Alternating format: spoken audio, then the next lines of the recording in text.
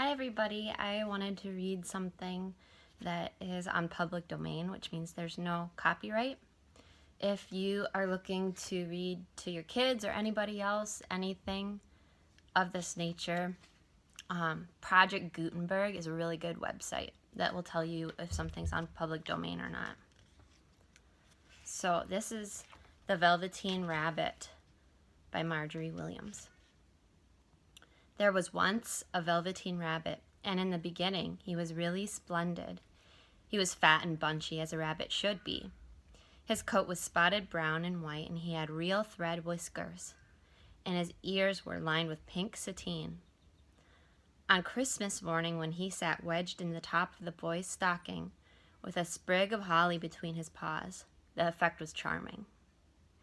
There were other things in the stocking, nuts and oranges and a toy engine, and chocolate almonds, and a clockwork mouse. But the rabbit was quite the best of all. For at least 2 hours the boy loved him.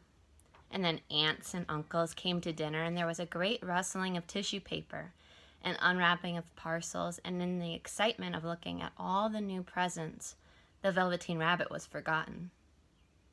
For a long time he lived in the toy cupboard or on the nursery floor, and no one thought very much about him.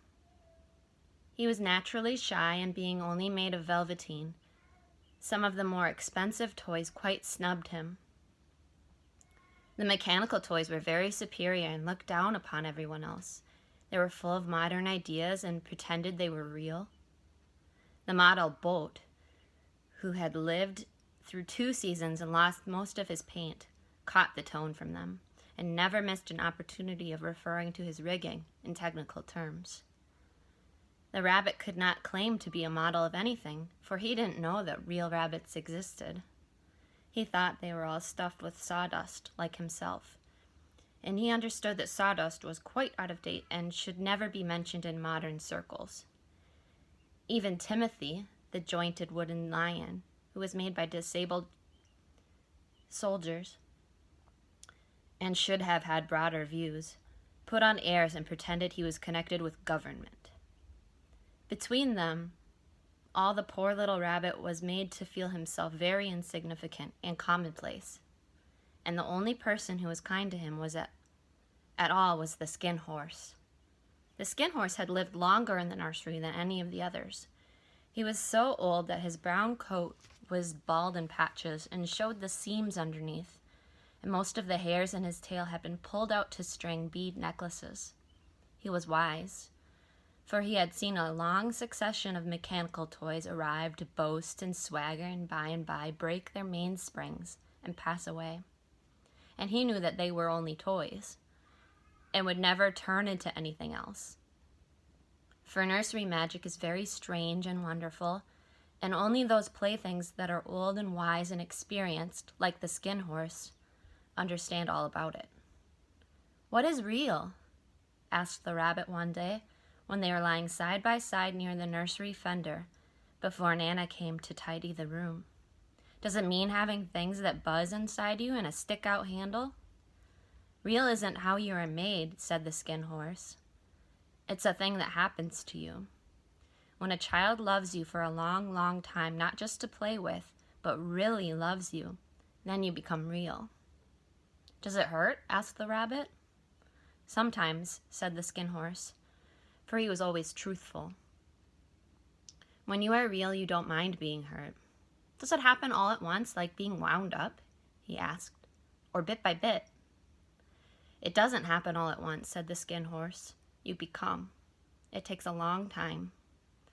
That's why it doesn't often happen to people who break easily, or have sharp edges, or who have to be carefully kept.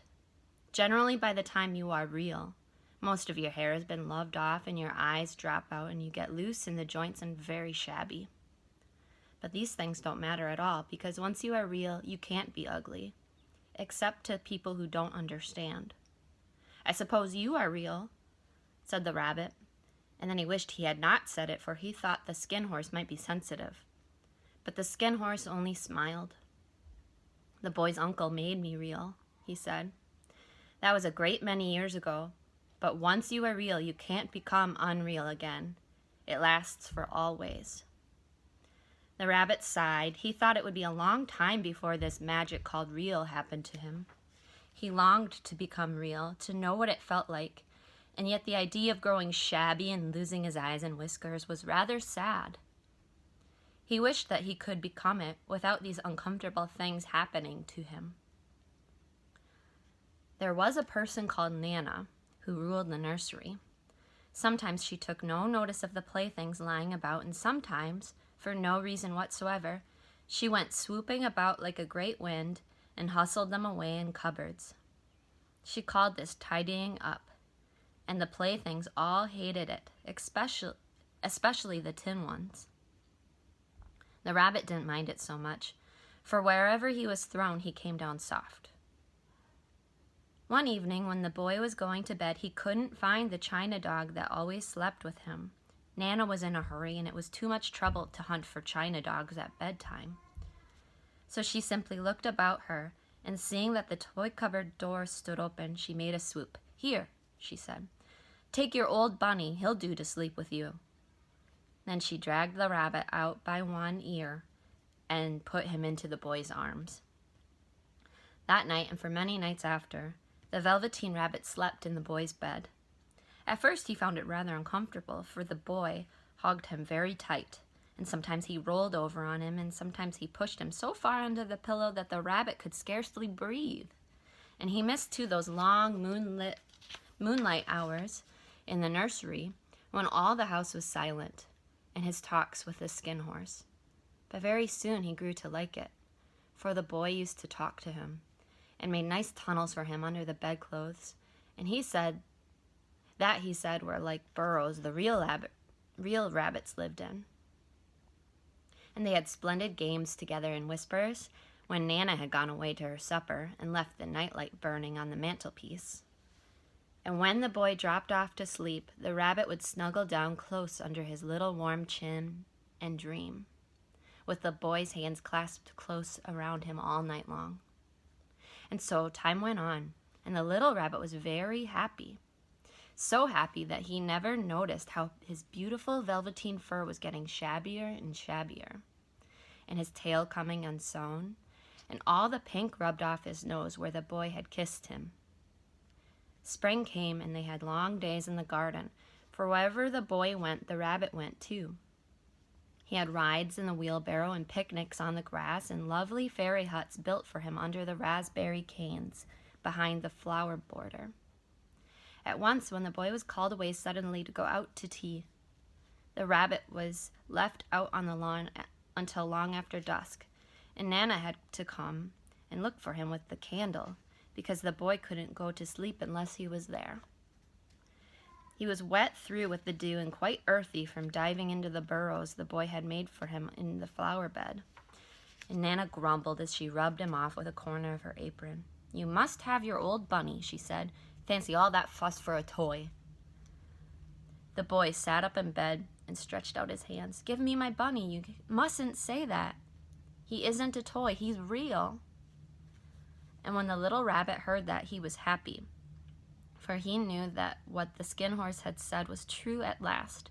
The nursery magic had happened to him, and he was a toy no longer. He was real. The boy himself had said it. That night he was almost too happy to sleep, and so much love stirred in his little sawdust heart that it almost burst. And into his boot-button eyes that had long ago lost their polish, there came a look of wisdom and beauty, so that even Nana noticed it the next morning when she picked him up and said, "I declare if that old bunny hasn't got quite a knowing expression." That was a wonderful summer. Near the house where they lived, there was a wood, and in the long June evenings, the boy liked to go there after tea to play. He took the Velveteen Rabbit with him, and before he wandered off to pick flowers or play at brigands among the trees, he always made the rabbit a little nest somewhere among the bracken, where he would be quite cozy, for he was a kind-hearted little boy, and he liked Bunny to be comfortable. One evening, while the bunny was lying there alone watching the ants that ran to and fro between his velvet paws in the grass, he saw two strange beings creep out of the tall bracken near him. They were rabbits like himself, but quite furry and brand new.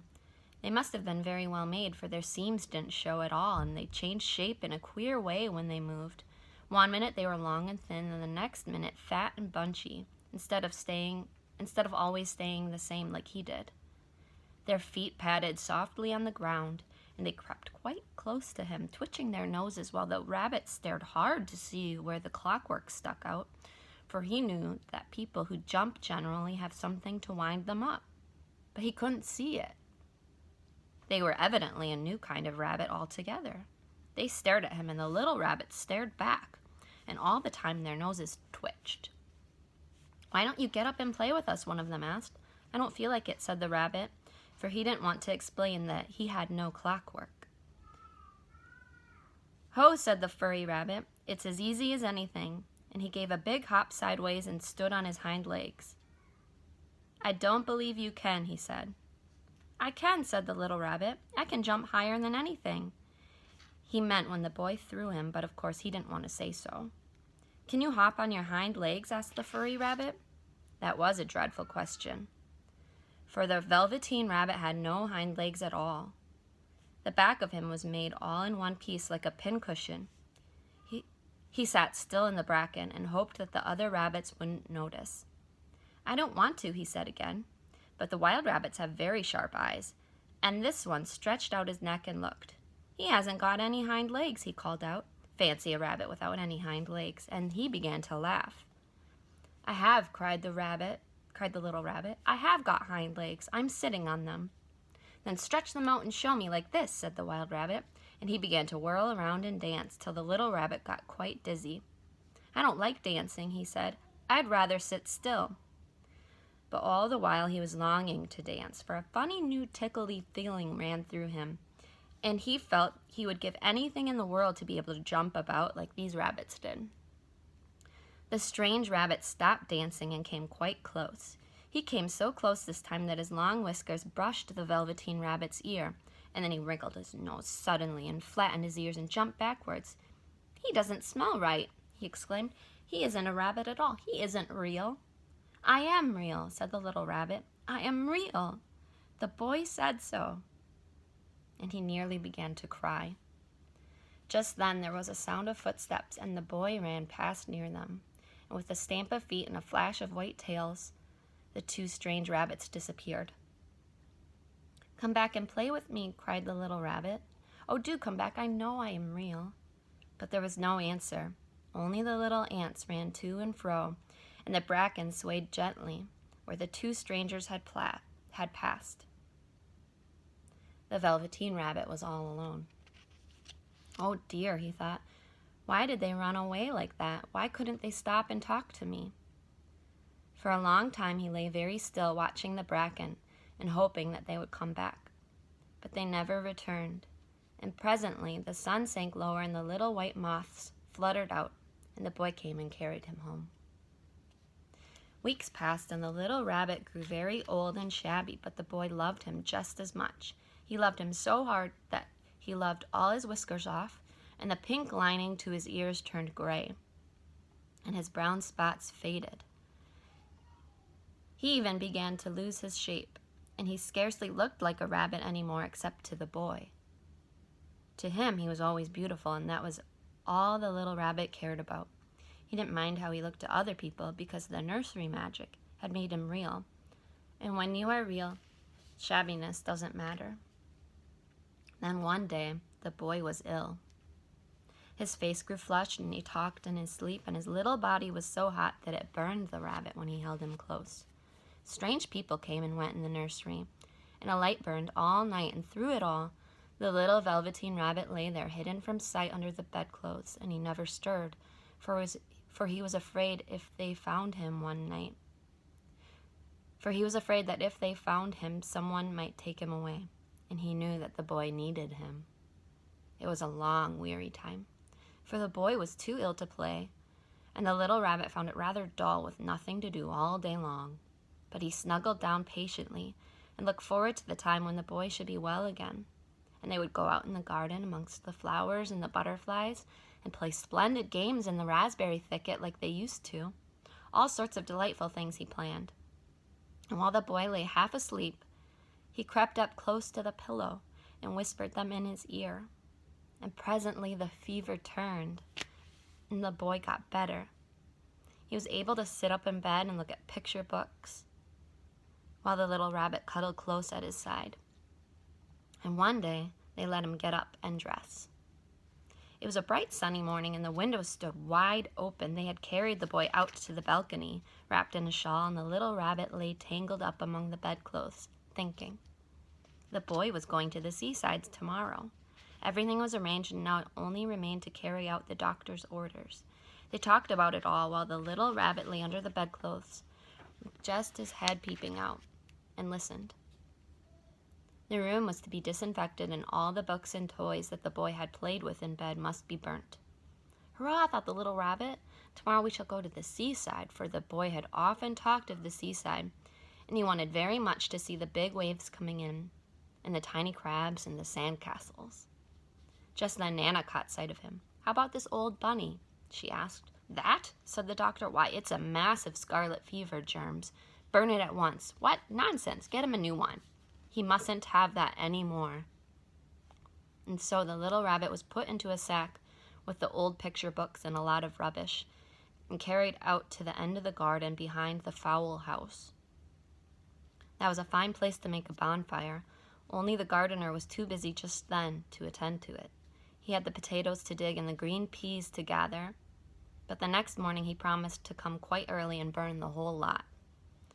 That night the boy slept in a different bedroom, and he had a new bunny to sleep with him. It was a splendid bunny, all white plush with real glass eyes. But the boy was too excited to care very much about it, for tomorrow he was going to the seaside. And that in itself was such a wonderful thing that he could hardly think of anything else. And while the boy was asleep, dreaming of the seaside, the little rabbit lay among the old picture books in the corner behind the fowl house, and he felt very lonely. The sack had been left untied, and so wriggling a bit, he was able to get his head through the opening and look out. He was shivering a little, for he had always been used to sleeping in a proper bed, and by this time his coat had worn so thin and threadbare from hugging that it was no longer any protection to him. Nearby he could see the thicket of raspberry canes growing tall and close like a tropical jungle, in whose shadow he had played with the boy on bygone mornings. He thought of those long sunlit hours in the garden, how happy they were, and a great sadness came over him. He seemed to see them all pass before him, each more beautiful than the other, the fairy huts in the flower bed, the quiet evenings in the wood when he lay in the bracken and the little ants ran over his paws. The wonderful day when he first knew that he was real. He thought of the skin horse, so wise and gentle in all that he had told him, of what use it was to be loved. Of what use was it to be loved and lose one's beauty and become real if it all ended like this? A tear, a real tear, trickled down his little shabby velvet nose and fell to the ground. And then a strange thing happened, for where the tear had fallen, a flower grew out of the ground. A mysterious flower, not at all like any that grew in the garden. It had slender green leaves, the color of emeralds, and in the center of the leaves a blossom like a golden cup. It was so beautiful the little rabbit forgot to cry and just lay there watching it. And presently the blossom opened, and out of it there stepped a fairy. She was quite the loveliest fairy in the whole world. Her dress was of pearl and dewdrops, and there were flowers round her neck and in her hair, and her face was like the most perfect flower of all. And she came close to the little rabbit and gathered him up in her arms and kissed him on his little velveteen nose that was all damp from crying. Little rabbit, she said, don't you know who I am? The rabbit looked up at her, and it seemed to him that he had seen her face before, but he couldn't think where. I am the nursery magic fairy, she said. I take care of all the playthings that the children have loved. When they are old and worn out and the children don't need them anymore, then I come, and I take them away with me and turn them into real. Wasn't I real before? Asked the little rabbit. You were real to the boy, the fairy said, because he loved you. Now you shall be real to everyone. and she held the little rabbit close in her arms and flew with him into the wood. It was light now, for the moon had risen. All the forest was beautiful, and the fronds of the bracken shone like frosted silver. In the open glade between the tree trunks, the wild rabbits danced with their shadows on the velvet grass. But when they saw the fairy, they all stopped dancing and stood round in a ring to stare at her. "I've brought you a new playfellow," the fairy said. "You must be very kind to him and teach him all he needs to know in Rabbitland, for he's going to live with you forever and ever." And she kissed the little rabbit again and put him down on the grass. "Run and play, little rabbit," she said. But the little rabbit sat quite still for a moment and never moved. For when he saw all the wild rabbits dancing around him, he suddenly remembered about his hind legs, and he didn't want them to see that he was made all in one piece. He did not know that when the fairy kissed him the last time, she had changed him altogether. And he might have sat there a long time, too shy to move, if just then something hadn't tickled his nose. And before he thought what he was doing, he lifted his hind toe to scratch it. And he found that he actually had hind legs. Instead of dingy velveteen, he had brown fur, soft and shiny. His ears twitched by themselves, and his whiskers were so long that they brushed the grass. He gave one leap, and the joy of using those hind legs was so great he went springing about the turf on them, jumping sideways and whirling round as the others did. And he grew so excited that when at last he did stop to look for the fairy, she had gone. He was a real rabbit at last, at home with the other rabbits. Autumn passed and winter, and in the spring, when the days grew warm and sunny, the boy went out to play in the wood behind the house. And while he was playing, 2 rabbits crept out from the bracken and peeped at him. One of them was brown all over, but the other had strange markings under his fur, as though long ago he had been spotted, and the spots still showed through. And about his little soft nose and his round black eyes there was something familiar, and so that the boy thought to himself, "Why, he looks just like my old bunny that was lost when I had scarlet fever." But he never knew that it really was his own bunny, come back to look at the child who had first helped him to be real. The end.